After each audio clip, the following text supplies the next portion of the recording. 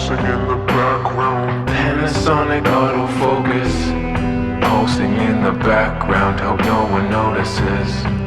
I think they'll fix it in a firmware made by a blind werewolf in his underwear. Pulsing in the background. It's their only disadvantage, and their color science is so unlike Canon's is.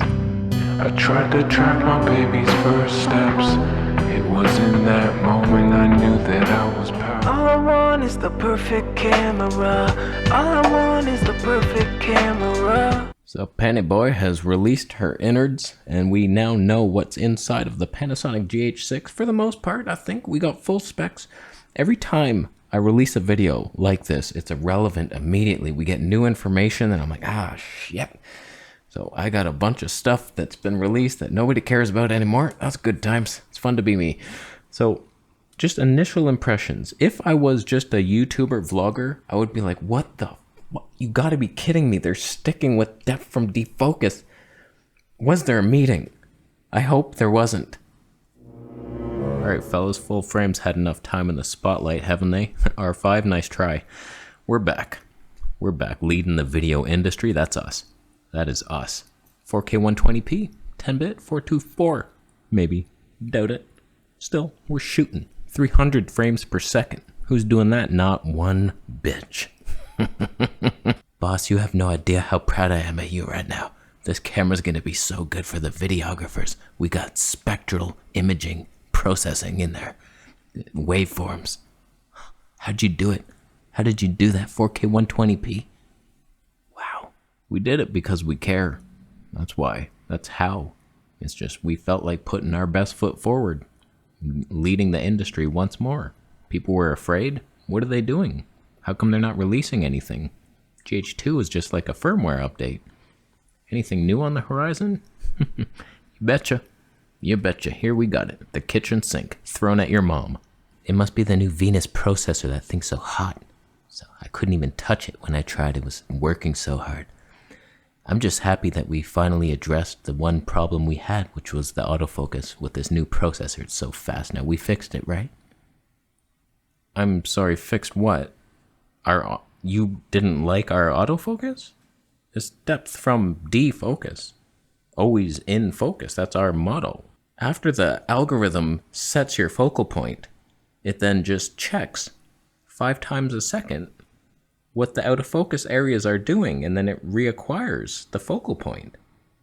You couldn't get more efficient than that. Are you serious? You don't like our autofocus? You're joking. Candace, you're joking? You gotta be fucking me. What the fuck? You had one fucking job.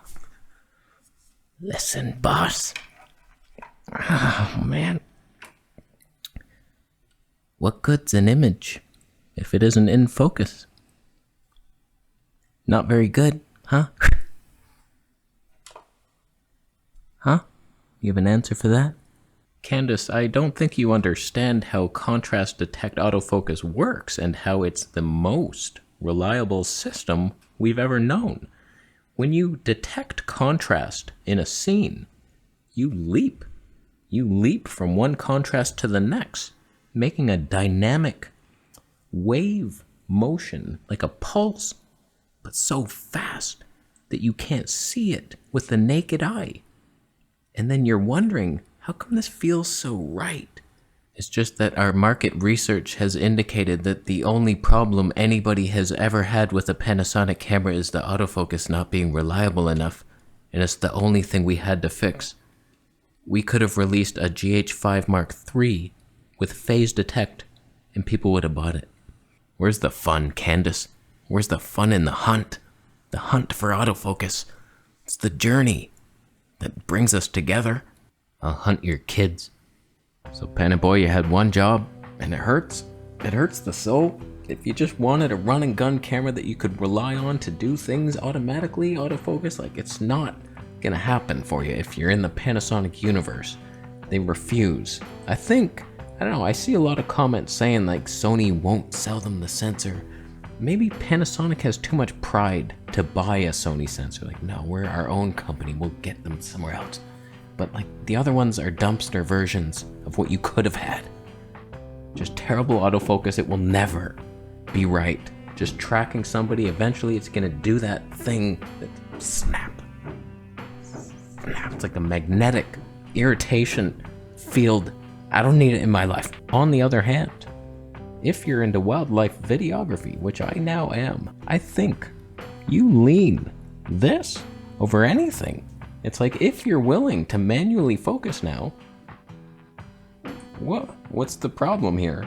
It's like the two different beings that look at this camera. The YouTube scrub who wants everything easy, like me, Sony a7S III, tracking me through a microphone. How's it doing it? Is it doing?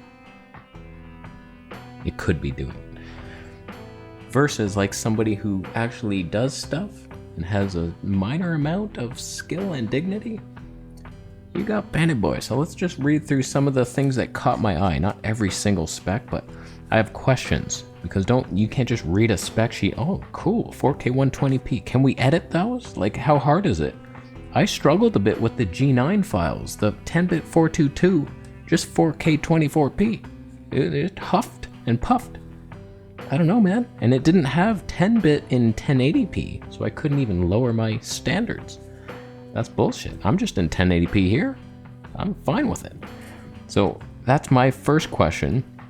Can we edit any of these files? And 5K 60p, it's kind of overkill. Kind of hurts. Like, I'll never use that. I like the slower frame rates as opposed to higher resolution. Although I tell you, 4K 120p on this bitch, it's glory. It's glory, and it's kind of fun to use instead of the 240 frames because it looks so much better, but I prefer the 240 frames. Although we've just been beat, apparently 300 frames per second coming. Is that true?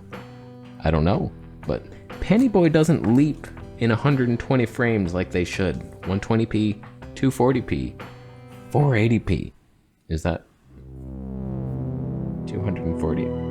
That's doubled. It should have been 360, but they backed it off a notch. They go in half increments, 60 frame increases. So we got it, more than 240. How does it look? What's the crop? I don't mind if there's a big one. I hope there is for wildlife. Can we use the X teleconverter with that? Because there's certain things that Panic can do, but can we do them in all modes? Someone started building a cabinet or something upstairs. Thankfully you can't hear it. So I have unanswered questions here. Apple ProRes, is that RAW? I think that's the one codec that DaVinci can't play. Is that true? Like, thanks. Who cares now? Did you know that? Where's the market research team on that one? You piece of shit. So I better be able to play those files. I don't care how big they are. If they edit smoothly, I'll be happy. Somewhat.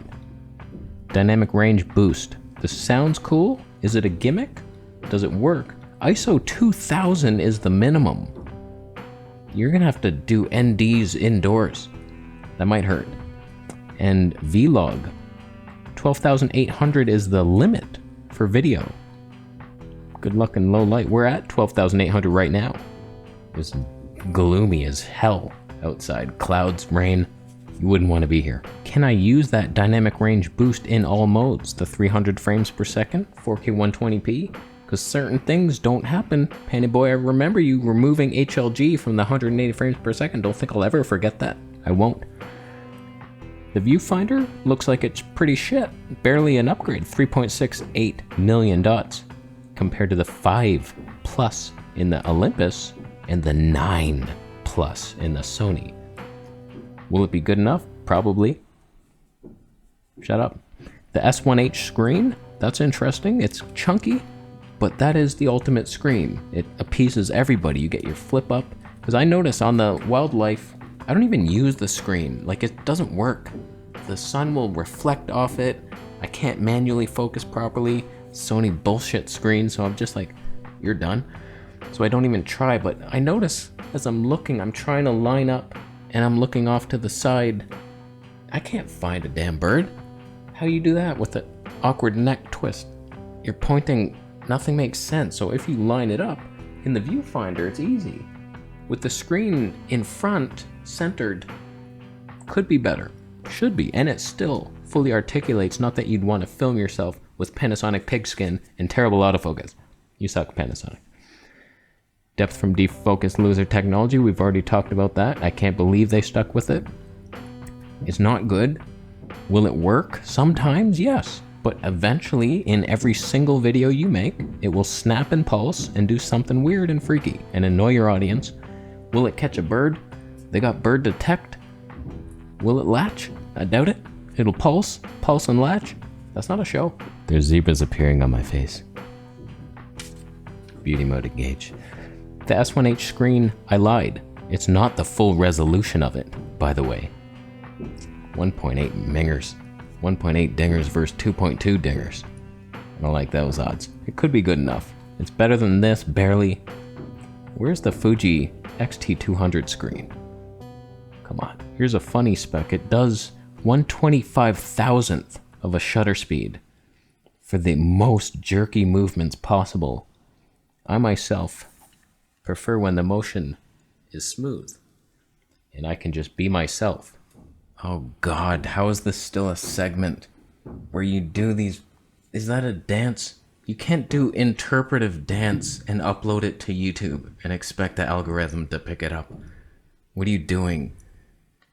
You're in slow motion, but you're 24p. You realize that, right? You're choppy as hell. Why do you do this to your audience? They just came here hoping for some specs and some comedy. This isn't comedy. This is annoyance. You're not doing anything to advance the storyline. I can't believe you've done this so many times on the channel. Nobody likes it. Everybody skips over this point. We've checked the analytics. I can't believe you continue to do this. Why do you do it to us? To both of us? We all hurt. And your audience. Just give it up. This is the last time, right? Please be the last. Don't do this ever again. I noticed it has retro and old times film simulations. I don't remember if those were in the Panasonic G9. Probably. So, but if they're new, thank you. And if they're not, you piece of shit, why didn't you give me some old-timey fun? I hope you did. And that has the black line and it's like, oh wow, look at this from the 50s. I could use that in certain little gimmick moments. It's not like, oh, every video now it's this. Like, you can turn that off? Sometimes it could be fun. Do we still have hot preamps? Because the G9, it was like -12 was as low as you could go and my mic's clipping. And it's like, I can't lower it? Why? It's like, it takes less power. Just put the option in there, -30. CF Express cards. I don't know that I like this move. You got one CF and one SD, so that probably means on certain things you can't duplicate and have a backup file. I don't care, I never do it. One day I'm gonna lose all my files and be like, ah shit, damn you double card slots. So I don't know, they're expensive and heavy. This thing is fat, 823 grams, and that's with an SD card in there. The CF ones, they weigh 15 times as big, at least, if it was a foot. So we're looking maybe 90 grams or something, 900 grams, 2 pounds.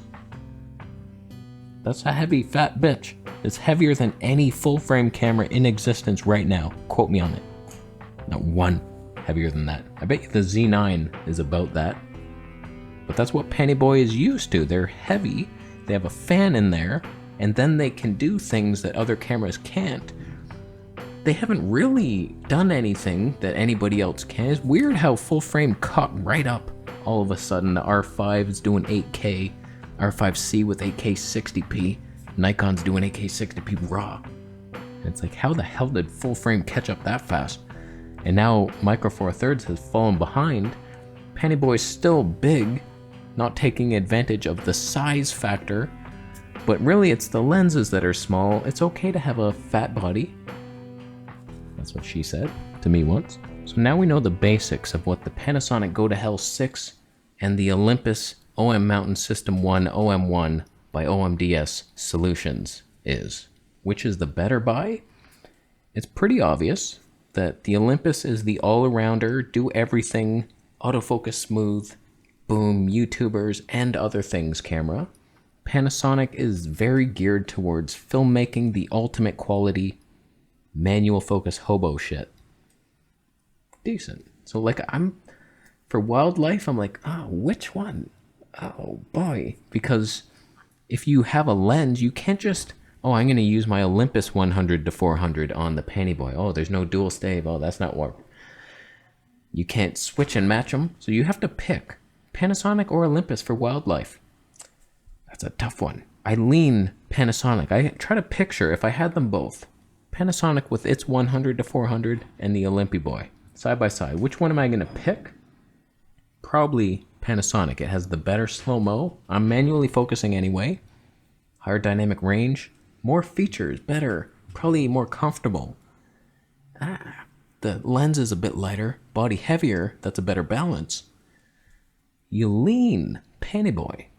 But if you ever wanted to do anything else with the Olympus, autofocus is going to get your back. There's nothing it does that Panny Boy doesn't. Why would you pick it? But Olympus colors? Oh boy, did I forget those. No. Man, they're beautiful. That's a tough one. The only real answer is you wait for the Fuji X-H2 in hopes that it kills them both with some 480 frames per second. And they fix the manual focus. You know how much effort I have to put into manual focusing here? It's like in there. Fuji is. Don't dance in the wild. It gives you away no matter how much camo you got on. So it appears that the Panasonic Olympus battle is the same as it always was. Olympus OM-1 III versus G9 is now evolved into the same thing. Panasonic with the superior specs for video, but Olympus actually working if you need it to make some decisions. Better color, better autofocus. So there's your pick. Pick your poison. None of them are perfect. It would be perfect if you just had face detect. We wouldn't even be talking about Olympus. You could have stabbed the nail in that coffin, but you didn't. There's people yelling outside.